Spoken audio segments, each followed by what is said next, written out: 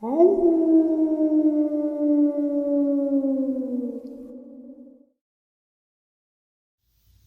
and salutations, everyone. I hope everyone is still doing well, and welcome to tonight's second half. It is a just lineup of terrifying encounters, 40 minutes of just horrifying experiences that I put together.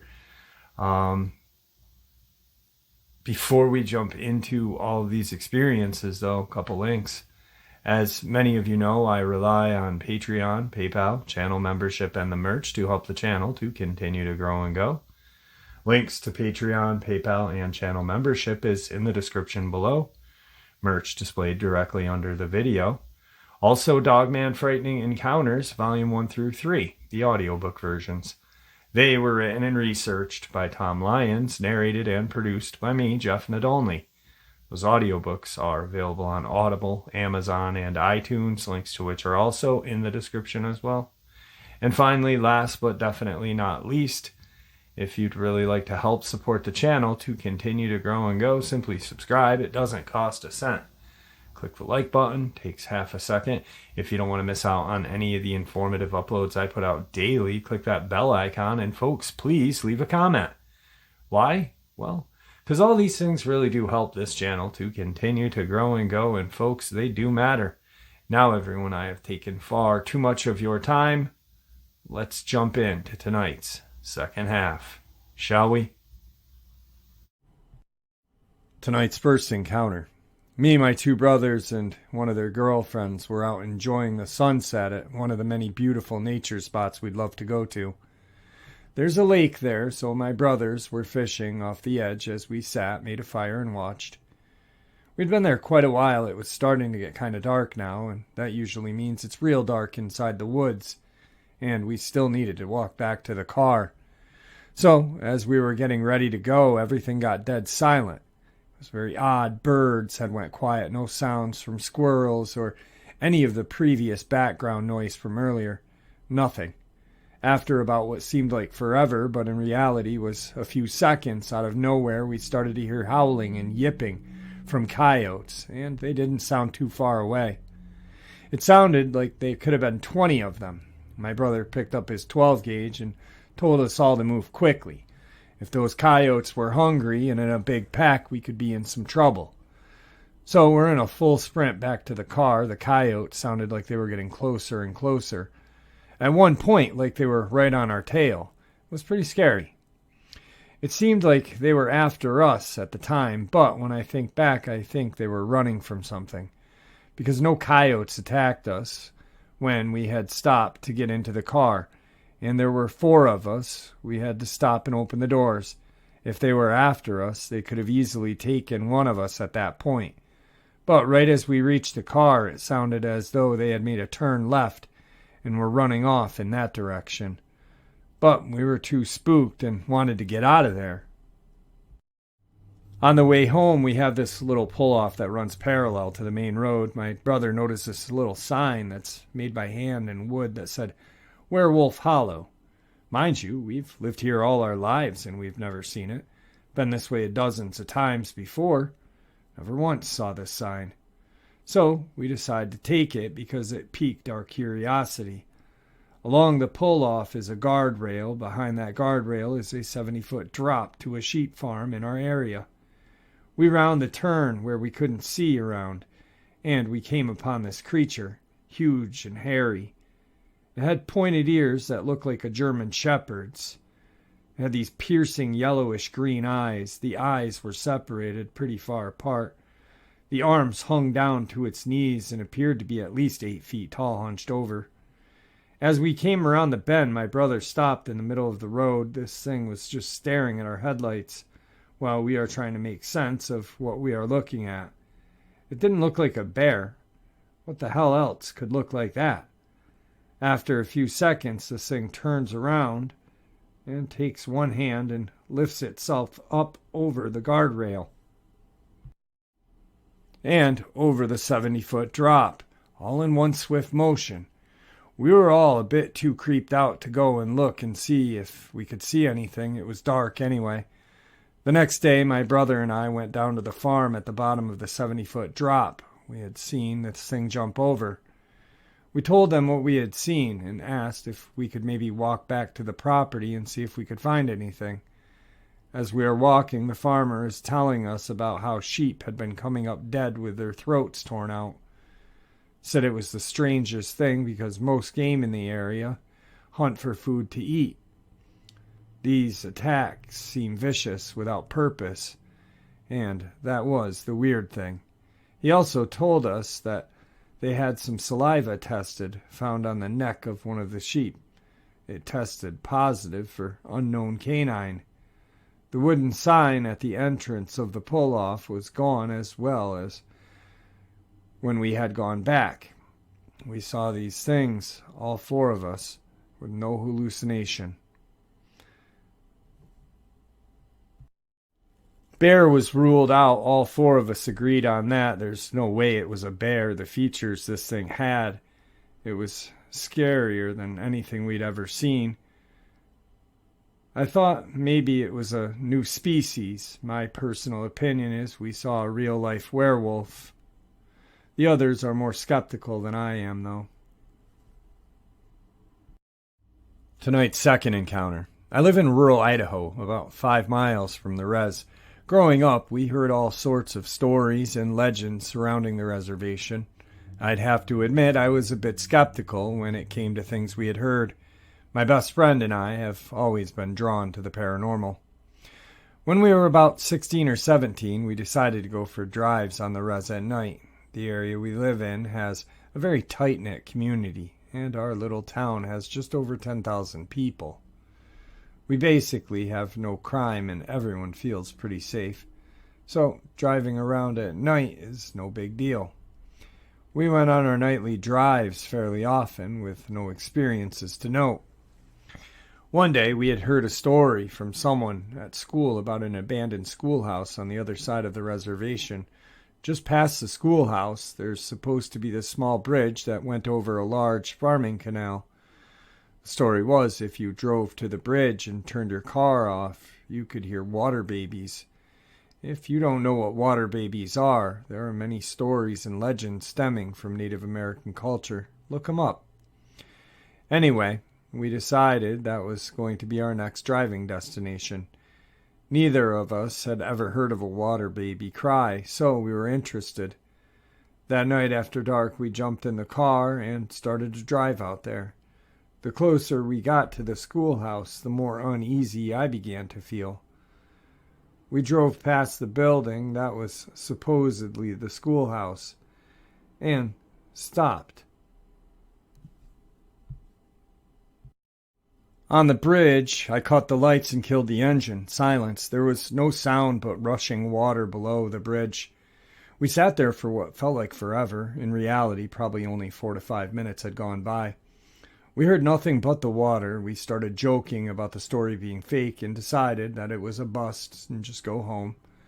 The keys were still in the ignition, so I simply tried to start the car. Nothing. The dash lights lit up, but it was not turning over. I had never had any problems with my car before. I tried a couple more times while talking to my friend, not wanting to freak her out. About the 3rd or 4th time, I turned to her and said, "I don't want to freak you out or anything, but my car won't start." Her eyes grew wide and she responded, "You're kidding, right?" I wish I had been. We sat there for a moment just staring at each other, not knowing what to do. If we called my mom, there was definitely going to be some ass chewing for being out on the res so late. So we decided to call one of our friends who has a truck. If the battery's dead, he'll just give us a jump. If not, he could tow us back to town. So we called and waited for him. Sitting in the middle of this bridge in my dead car, frustrated from the lack of experience and car troubles, we just wanted to go home. That's when I saw it.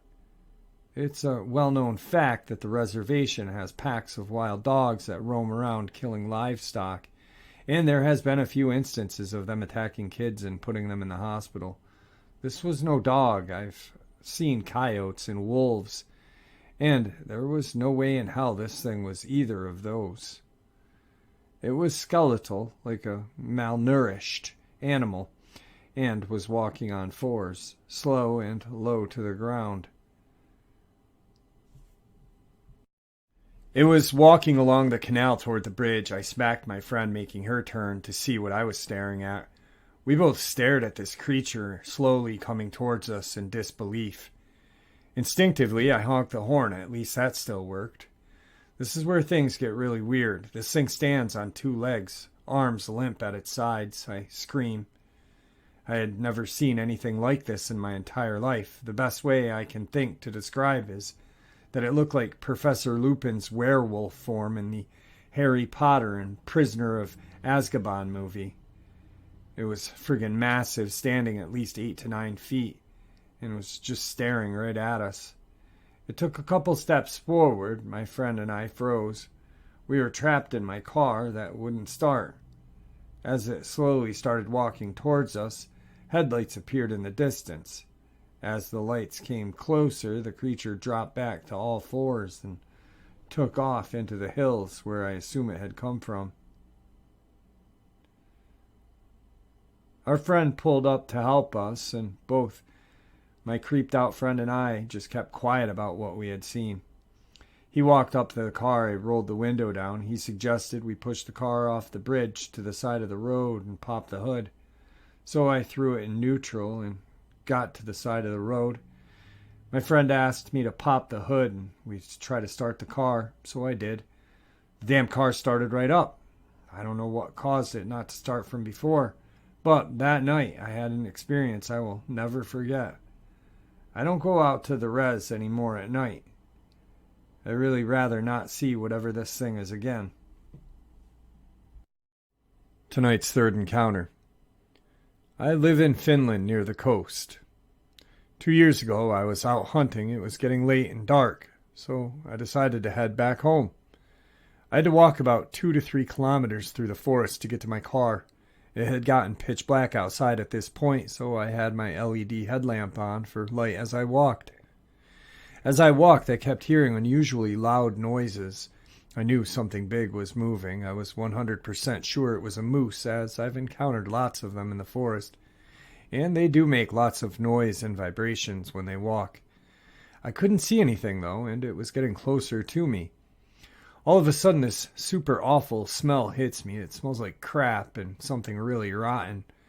My hair stands up and I raise my shotgun as my whole body instinctively tells me to run. I just stand still and listen as the sound gets closer. I see what looks like a humanoid figure standing on 2 feet, really tall. Had to be easily over 2 meters, but slender and muscular at the same time, and kind of crouched down posture. It looked almost like a werewolf from movies, but at the same time not. It was quite far away, so my light barely went so far, but I could see it. Its eyes were shining red from my headlamp as well. It looked to me for about 3 seconds, made no sounds. It was breathing weirdly. I think it could have smelled the 2 ducks I had in my backpack. It slowly walked away. Anyway, I told some friends and fellow hunters. A couple of them have heard and seen strange things as well, but nothing like this. Today's fourth encounter. We went hiking to this spot in Southern California, where we've been going for the last 13 years. Hiking trails are basically located all along the cliff. Some trails lead to a secluded beach, others lead to a cave. We took the trail that leads to the beach, and we usually kept walking longer than average person since we're more familiar with the terrain after the trail ends.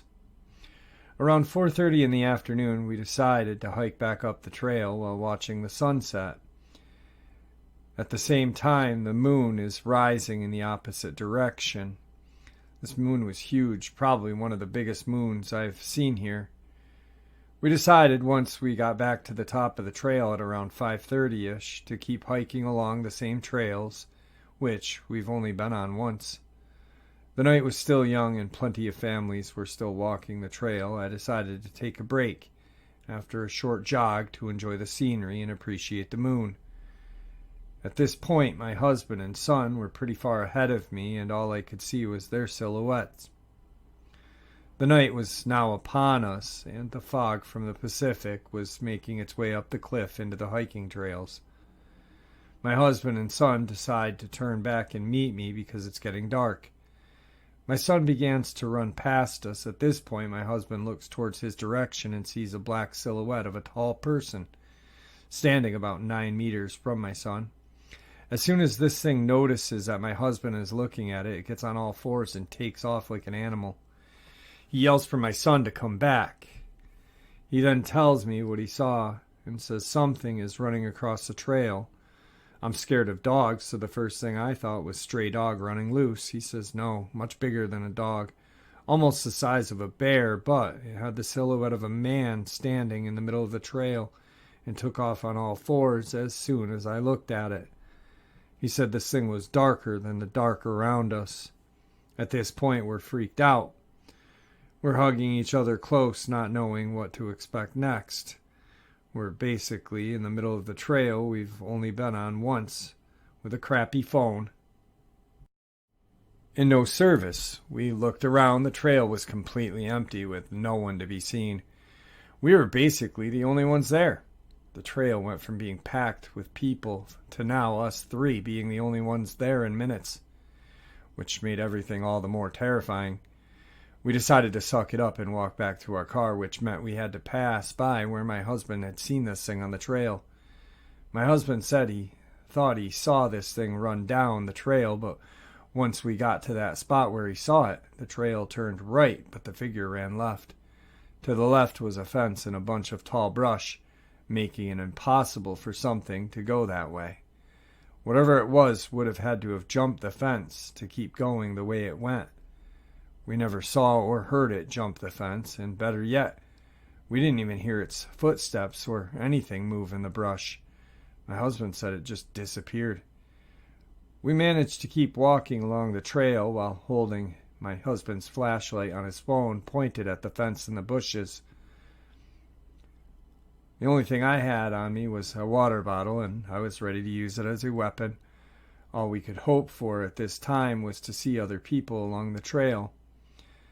Then we finally see lights coming from a motorbike toward the end of the trail. This person was going into the trail as we were relieved to be out of it and into the parking lot. When we finally got to the parking lot, it went from 50 cars to only 2. There was this couple outside taking pictures. At this point, even the person on the motorbike noped it back out of the trail and into the parking lot and left. As we made our way back to the car, I kind of joked with my husband how he might have seen a werewolf. He was still in shock and didn't say no, but he was still trying to process what he had seen. My son said he saw something crawling, and that's when my husband called him to come back towards us. He was very scared that night and refused to sleep by himself. We all slept in the same room. My son said he felt like something followed us the whole time home. I hope not. Anyway, we ended up watching this segment of the news by accident while having dinner, and we heard that today was the super blood wolf moon. Now I'm 90% convinced that we had seen a werewolf, 5% convinced we saw a shapeshifter, and 5% convinced we saw a shadow person. This location is notorious for many deaths, as it is on a cliff where many have died from falling over. When we first went there for the first time, there was a sign around the same place he saw this thing about a person who had lost its life due to falling off the cliff. Others have drowned around that location as well. Tonight's final encounter is one that I have already shared. It's a terrifying experience that came out of Tennessee. After I shared it a couple days ago, a lot more details have come out to make it even more terrifying. About a year ago, I moved myself and my family out to a home out in the woods of Tennessee. I wanted to be brief, but I need to get this off of my chest, and after looking into this matter a bit more, I have a lot more details I think will help paint a clear picture in the end, so please bear with me. The nights here can be extremely loud between the crickets, tree frogs, cicadas. It's almost deafening. One night, not too long after we had moved in, I had forgotten something in my car and headed back outside to get it. The first thing that struck me as odd was my dog would not go outside with me. My dog goes everywhere with me, as I am her whole world, but not this night. As I held the door open, she looked out, then looked up at me, and nope. So I walked out and shut the door behind me. The second thing that caught me off guard was there was not a sound. It was dead silent. Still shrugging this off, walking down my front steps and heading to my car. When I had gotten about 10 feet from the car, the hairs on the back of my neck stood up. I felt as though something was watching me. I looked around but didn't see anything. After I reached into the car for what I had forgotten to grab earlier, I had this feeling like something was moving towards me. I took a step back and checked around me, and all of a sudden I heard one of my hedges next to me that lined the walkway to our front door rattle. At first I thought it was a rabbit that I had spooked, as I had seen one just earlier the day. A few seconds later I heard what sounded like a large rock the size of a cantaloupe landing a few feet away from me. It hit the walkway and bounced into the shrub. I drew my gun and called out, "Whoever's there is about to be shot." After a few seconds, nothing, and I began to think maybe it was just some local teenagers messing with the new people. Holstered my sidearm, turned, and started walking back to the front door. Almost as soon as I turned toward the house, I heard this deep panting sound. It sounded like a huge dog, but what made me go back to the front door was it sounded like it was right behind me. I leapt up onto the porch, turned and drew my gun again, expecting something right there, but nothing. There was nothing there. A couple of weeks later, I was on my front porch at night, sitting on the bench with my wife. She got up and went inside to get something, and as soon as she had shut the door, I heard that panting sound again, and I didn't see anything. Yet it sounded like it was right on top of me. The sound was coming from everywhere, and it was loud. Again, I couldn't see anything, so I jumped up and went into the house. Now, at this point, I was questioning moving here, but after nothing else really happened, I let it go. A month or so later, it was a really rainy, stormy night. This is 9 p.m., and my wife and I are enjoying listening to the rain and talking about how relaxing the rain is. Me, growing up in Oregon, loved the rain. And for the past 10 years, we lived in Vegas, where it would just dump the entire year of rain in a day, then be bone dry for the rest of the year. For my wife, who grew up in Nevada, rain was such a rare thing. She loved going outside and watching the rain. So for us, this is an enjoyable experience. Except this night in particular, things took a weird turn. As we are sitting there talking about the rain and relaxing, my wife stopped me and said, "Did you hear that?" I said, "No." "Hear what?" She said, "I swear it sounded like a small child calling for help out in the woods beside our house." I said, "No, I didn't hear anything." After a few minutes of us listening intently, she said, "There it is again." I said, "I don't hear anything, sweetie. Are you sure you're not just hearing things?" She looked at me offended that I didn't hear what she said. "No, I'm positive. How can you not hear that? It was our son. I think he's out there. I think he got lost." I said, "No, he's in the house sleeping on the couch." We then both looked through the blinds that were open right behind us, and we could see all our children laying there. She said, "That's so weird. I swear it sounded like our son." I said, "Well, it is not. He's right there. Besides, I didn't hear anything." She then stands up and says, "Wow, he's really crying out for help. I need to go look for him." Now, at this point, if you knew my wife, you would know she is absolutely creeped out by the woods and would not be caught dead walking into them during the daytime, much less the night in a storm. I grabbed her hand and said, "I've been listening intently, and there is absolutely nobody calling out for help. You need to stay here." At this point, I am getting worried about her. She is acting completely out of character, not to mention that at this time she's 8 months pregnant with our baby daughter. She then says, "What if there's some child out in the woods lost?" I said, "Well, first off, I'd be able to hear them too. Secondly, there are no other kids around here for miles, and the odds of them being lost 100 feet from our house that's lit up like a Christmas tree is nil."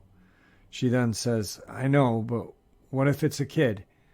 Before I could say anything else, she stands up and starts walking toward the stairs. I jump up and grabbed her hand again and said, "No, you're not. Get in the house." I don't know what's going on, but you need to get inside. She then complies, and we both go inside. I don't know what this is, but it freaked me out. A few months after this, as it's getting dark outside, I heard the front door of our house open. I got up to investigate. We have autistic 6-year-old twins, and we have the door set up so they cannot open it without us there. So to hear this sound, it could only be my wife. What's weird was the fact that she usually doesn't go outside without saying something to me. I walked out front and saw my wife walking down our private road toward the drive on the side of our house. I asked her what she's doing, and she says she was sitting on the back patio and kept hearing a baby crying in the woods. I said, "Seriously, and you just decide to walk off into the woods and investigate?" She then looks out into the woods and says, "See, there it is again." Again, I can't hear anything, but what I did notice is that it's completely silent out again. I told her, just like before, the chances of a baby being lost out in the woods is slim to none, and to get back to the house. She said, "What if somebody left a baby out there?" I said, "Well, if that were true, I'd be able to hear it." Now at this point, I'm really starting to worry about my wife's mental health. I actually asked her to see a psychiatrist, and she did. Now looking back, I feel really bad about this, knowing what I know. A key to this moment was that my wife had just given birth to our baby girl a month before. A few days after this, we're out on the front porch. It's early evening. I had just mowed the lawn that day. Our 3-year-old son is riding around in his little car in the front of the house. Now he knows that he is not allowed outside of a certain area that we had mapped off, and he loves playing outside. But with the road being 50 feet from our front porch, we have to be careful, as a lot of boaters will fly by through after drinking all day on their boats. As we are talking, we're both keeping an eye on him. A neighbor drives by and stops and says hi for a second. This interaction took approximately 8 seconds, as all they said was, "How are things?" We said good, and he told us he'd stop by later as his wife got something for the kids, who happens to be one of their teachers at school. We said, "Okay, great," and he drove off. I look over where our son was, and he's gone. I called out his name and ran over to the side of the house, and I could hear his car on the side of our drive. I scolded him for leaving the area, and he said something in his 3-year-old gibberish and pointed to the woods behind our house. I said he has 5 seconds to get back up to the front, or else. And he adamantly pointed back to the direction of the woods and kept trying to tell me something.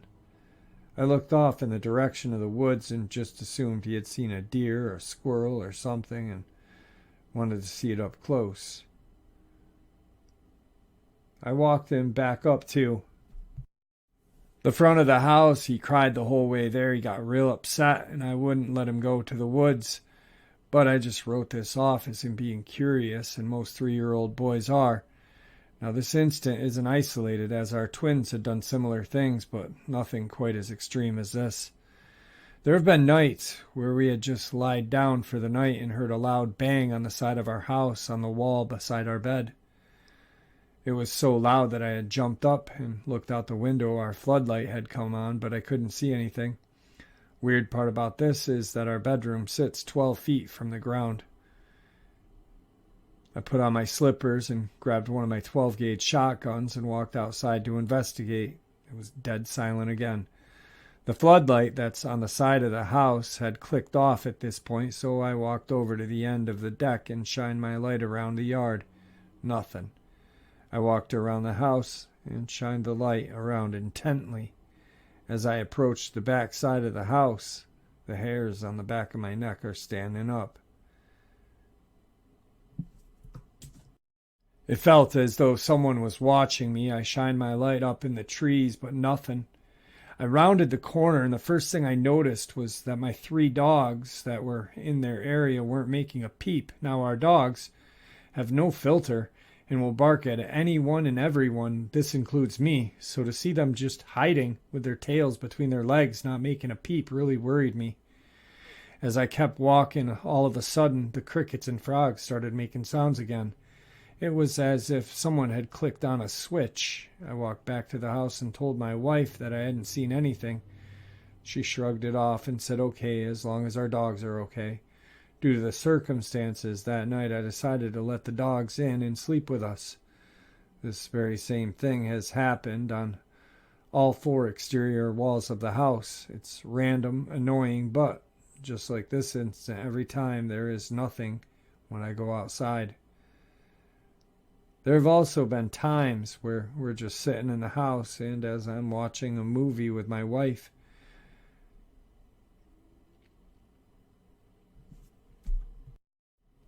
she'll ask me if I called her. And I said no. And she said she swears she heard me say her name. She said that's definitely my voice, but she didn't understand because it sounded so close. And I was a good 20 feet away from her in my recliner. The important part to this is she's sitting at the table doing something, and the slider to the backyard is open behind her. Now, our back patio seats are about 20 feet off the ground, and there's a balcony, no staircase access. I think the previous owner built it for a barbecuing. There have been several instances where she would say she heard someone whisper in her ear, but she couldn't make the sound out. Again, I kept thinking she's going crazy. But, as you will see, I think all of this is tied into the final moment where things are revealed. The last thing I want to mention before we get into what just happened is I have a shooting range built behind my workshop on the opposite side of our property next to the main road. It's kind of down on a slope, but it works perfectly for what I need it for. The range itself is cut straight into the woods going down about 100 yards or so. When you're at the downrange, you have the woods surrounding you on all sides except back up to the shop. I have to say it has always felt creepy when I'm dealing with my targets or mowing. When you are down there, it feels like you're miles from anyone. One day at around 5 at night, I was sighting in my new rifle scope. The sun is still up, but it's starting to fade, so I knew it's going to be the final test. Up until this point, nothing really happened while I was making my multiple trips downrange, other than the feeling of uneasiness. As I got downrange, I just got this feeling like someone or something was watching me. I looked around and didn't see anything. As I was placing stickers over my previous shots, I heard something big off to the side of me. It sounded like a large branch had snapped off the tree. Now, if you've been in Tennessee woods, you know there are a lot of branches and they fall off trees randomly out of nowhere. So it's nothing new, except this time it was very loud and sounded like a fresh, strong wood that makes no sense. I turned and looked, but again, I couldn't see anything. I started walking back up to my rifle, and I swear I heard someone right behind me. I turned around again and saw nothing. As I start to walk again, I hear this deep growl. It was very deep and loud, and what's worse is that it was all around me. I turned around facing the range and started walking backwards. The thought of some rabid dog charging out of the bushes had me freaked out. So running was not a good idea. I slowly walked backwards up the hill to my rifle, but nothing happened. I grabbed my rifle and sprayed the target with rapid fire, hoping to scare off whatever was stalking me. I left 10 rounds in the magazine and grabbed my rifle bag and quickly walked back to the house. I never told my wife about this, as I didn't want to freak her out. Now, Fast forward about a year later from when we moved in, and my niece is staying with us as a live-in nanny to earn money over the summer for her college.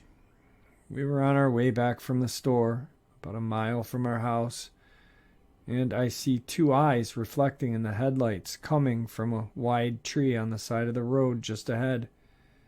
I had caught my attention because they were higher than a deer in different color and size. Just as I had said, "What is that?" and squinted, they vanished. I'd made a comment that it was almost as if it knew I could see it. And it moved. The color was kind of a golden green, but they resembled the mannerism of a large cat, and they felt ominous. It's hard to explain, but I shrugged it off as we were passing the tree and saw nothing. A few moments later, we arrive at the house, and as I'm getting the bags out of the car, my 3-year-old son bolts out of the house excited to see me. As I was waiting to help my niece carry in the bags, I hear the dog growl. I look in the direction she was looking at, my neighbor's property across the street. Now, what I saw has kept me up all night. Up until this point, I have always been skeptical, as I have never seen anything with my own 2 eyes. Even with what happened to me the year prior, I still had my doubts that it was just my mind playing tricks on me. Now, my street is kind of spread out. Each house sits on several acres, and at the end of our road is Kentucky Lake. My neighbor's house sits adjacent to my house on about an acre lot. Directly in front of my house is a wall of woods, and directly behind my house is several thousand acres of untouched forest. As I was looking across the street to my neighbor's property, I saw a large, dark figure between the trees at first.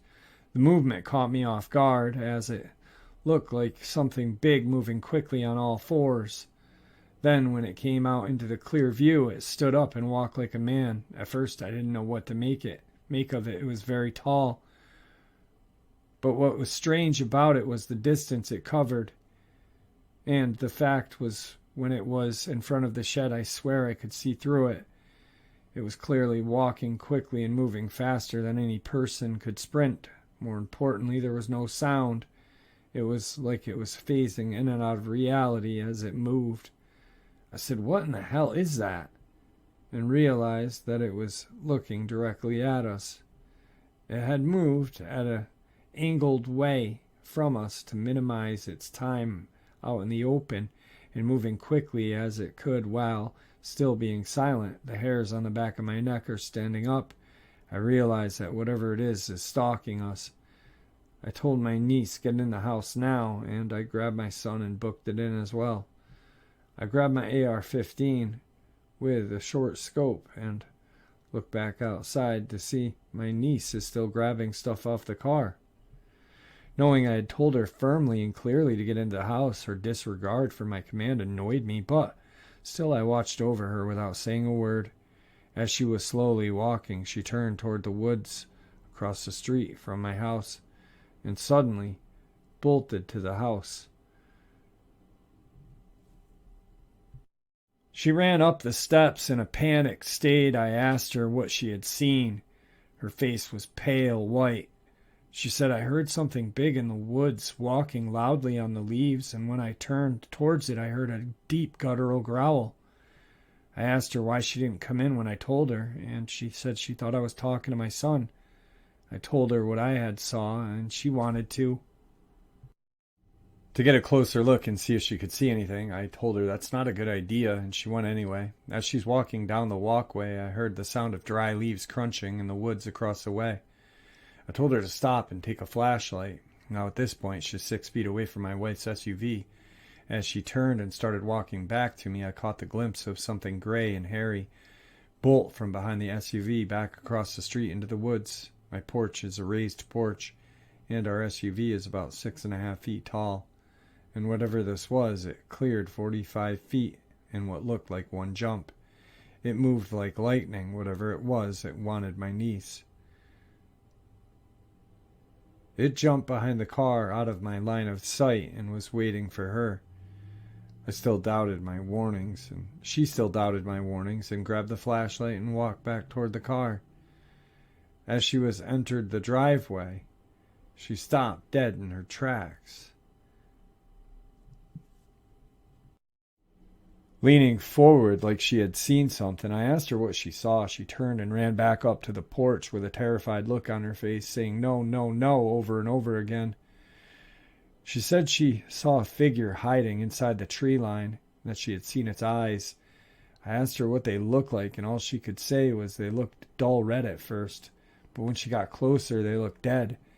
I said, "What do you mean dead?" She said the pupils looked gray like the way eyes look when they go blind. She said it was really dark gray, and she swears she could see through it, almost like a dark cloud. She wanted to go out again and took a step down the stairs, and as she did that, it revealed itself from behind the tree. I said, "Get inside," and I went in and locked the door. It looked like a tall, human-shaped being. It was very tall, and it looked ominous as hell. The next morning, we did a height comparison to the tree limb she had seen it standing by and put it around 9 feet tall. Its eyes were at least 6 inches apart. At this point, I don't know what this thing is. After doing some research, I think it was a crawler. I looked to see if there had been any other sightings in Benton County, but nothing. More importantly, I swear it would phase in and out almost like a shadow person, but bigger and more obvious. One of the things that makes this fit is that it can communicate telepathically. This explains why everyone was hearing something that nobody else could hear. Secondly, it had this playback-like communication. So, when I heard my dog panting, it was probably one of my dogs it had heard. My wife was actually hearing our son crying for help, as he had recently fallen and cried for help. The baby crying would be our newborn baby, who she had given birth to recently, and it must have heard me call my wife's name and kept telepathically calling my wife's name with my voice. Another thing that my niece had said that night was that she had felt compelled to go back outside. She said she felt like this thing was communicating with her somehow and wanted her to go back out. The more I read about this thing, the more everything has been happening over the past year makes sense. One thing I find extra convincing is that down the road toward the lake there's property that's barbed wired off and is a wall of forest with no driveway. The lot of the property down the road is undeveloped owned land, and on one of the trees there's a large sign that says "Screamer lives here," with an arrow pointing into the woods. Now I have to admit, when I saw that sign I laughed, thinking maybe the owner screamed at trespassers who entered his property, and teenagers put up a sign to mess with him. But when I did a satellite search of our neighborhood, the entire section of road has no houses or trails or anything, and it's just pure forest for as far as the eye can see. One of the things that this thing is said to do is make loud screams when threatened. Now that you understand my story, I doubt this is the ending. The next question is, what can we do? I don't want my wife or kids to disappear one day. And if there is more than one of these things out there, it really makes sense for people going missing. A whole lot of sense. I feel perplexed and scared. Alright guys, I hope you all enjoyed tonight's second half as much as I enjoyed sharing it with you. Just a lineup of absolute terrifying encounters. I hope that none of you out there listening ever have to experience. If you have, then you know what I'm talking about. I know that my experience in 1994 changed my life. And for the longest time, probably not for the better. I did research and tried to gather as much information as I could, but also it may have played a part in poor decision making that I've made. I know that after certain encounters, some people have ended their lives not being able to deal with the emotional outcome by either use of drugs and alcohol or other means. And you know, it's crazy just sitting here talking about this right now. Our brain tells our eyes when we are having this experience two things. Oh my God, there's a monster. Then fight or flight kicks in. And then it's telling us these things do not exist. Yet, we are told as children, the majority of us are told as children, that these things don't exist. Monsters do not exist. But through television, TV shows, books, comic books, magazines, these creatures are stuffed down our throats growing up. You know, a huge movie when I was a kid was Monster Squad. The whole collection of monsters were in that. Then, growing up being born in 76, growing up in the 80s and 90s, of course, American Werewolf in London, Wolfen, and just a whole bunch of other ones. But yet these creatures don't exist. But you're making movies about them constantly. So it's a really powerful thing that our brain, you know, triggers when we see one of these things. Oh my God, that looks like a werewolf.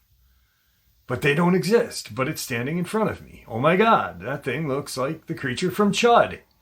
But they don't exist, but it's standing right in front of me. Holy shit, Harry and the Hendersons is in front of me.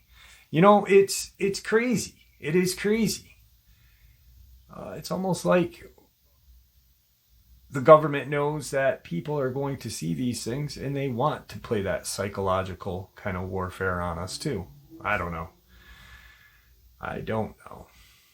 Anyway, guys, thank you for supporting the channel. Your support is honestly what makes this channel special.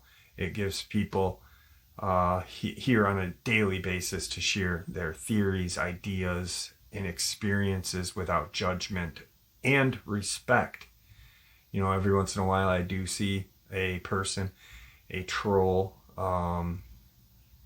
comment on, you know, a person's experience, and they are disrespectful. And I see you guys not attack that person, but really kind of side with the person that told the experience. You know, when I just shared Robert Sharp's experience with Rascal, I saw my BS meter is going off the charts. Yet Robert's been on my channel for, you know, a couple years. He's shared on other channels. He participates in the live stream. If Robert was, in my eyes, how I view it, if he was lying, he would share his experience and get the hell out of Dodge. But yet, here he is, trying to figure out and learn more. Crazy stuff, guys. Crazy stuff. Please stay safe, happy, healthy, and ever vigilant, keeping an eye on our children, our pets, our family, and friends. These creatures are real. They are out there. And they are dangerous. Share this information with the people you love and care about, and it may just help save their lives someday. Until next time, never stop asking questions. Never stop searching for the truth. And God bless.